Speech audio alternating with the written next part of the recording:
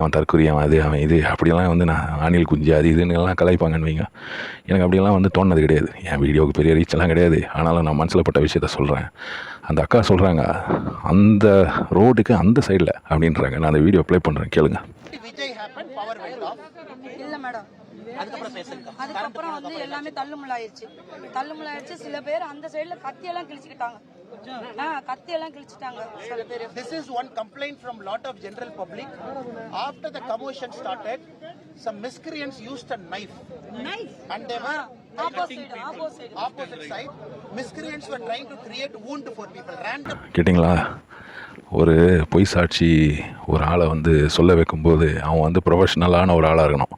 ப்ரொஃபஷ்னலான ஒரு ஆள் வந்து பொய் சாட்சி சொல்லும்போது தான் இந்த மாதிரி தப்பெல்லாம் பண்ண மாட்டான். இந்த அக்கா பண்ண தப்பு என்னன்னா, அண்ணாமலை சார் பண்ண தப்பம் என்னன்னா, ரோட்டுக்கு அந்த சைடுன்ட்டாங்க. ரோடு காலியாக இருந்தால் தாங்க அந்த சைடில் சின்ன ஒரு கத்தியை வச்சு இப்படி பண்ணுறது தெரியும், குத்துறது தெரியும் இந்த அம்மாவுக்கு.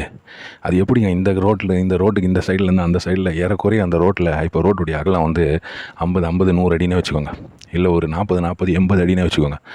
80 அடி ஸ்கொயர் மீட்ரு வச்சு பார்த்திங்கன்னா ஒரு 20 ஸ்கொயர் ஃபீட்டு இல்லை ஒரு 15 ஸ்கொயர் மீட்டர் கணக்கு வச்சுக்கோங்க.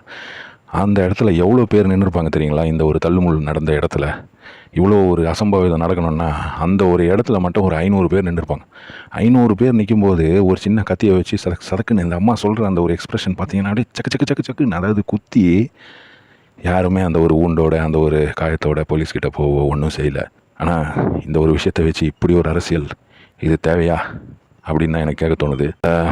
பல விஷயங்கள் இவங்க வந்து மாற்றி பேசுகிறாங்க. எனக்கு ஞாபகம் வர்றது ஒரே ஒரு விஷயந்தான். பிரசாந்த் கிஷோர் அப்படின்றவர் இவருடைய பொலிட்டிக்கல் அட்வைசர். கொலாட்ரல் டேமேஜ் அப்படின்றது ஒரு வார் நடக்கும்போது நடக்கும் அப்படின்னு சொல்லுவாங்க. கொலாட்ரல் டேமேஜ்னால் ஒரு வாரம் நடக்கும்போது கொஞ்சம் பேர் சாகுறாங்க இல்லைங்களா? ஒரு 500 பேர், ஒரு 1000 பேர், ஒரு 5000 பேர், அந்த மாதிரி சாவுறது, அந்த மாதிரி இறக்குறது வந்து கொலாட்ரல் டேமேஜ். ஆமாம், ஒரு சண்டை நடந்தால் அப்படி தான் அந்த பக்கம் இந்த பக்கம் உயிர் சேதம் ஏற்படும், அது ஒன்றும் மேட்டர் கிடையாது அப்படின்ற மாதிரி அரசியல் வட்டாரங்களில் இந்த பொலிட்டிக்கல் இதில் பேசிப்பாங்க. நம்ம பல படங்களில் அதனுடைய ரெஃபரன்ஸ் எல்லாம் பார்த்துருப்போம். அதுதான் எனக்கு ஞாபகம்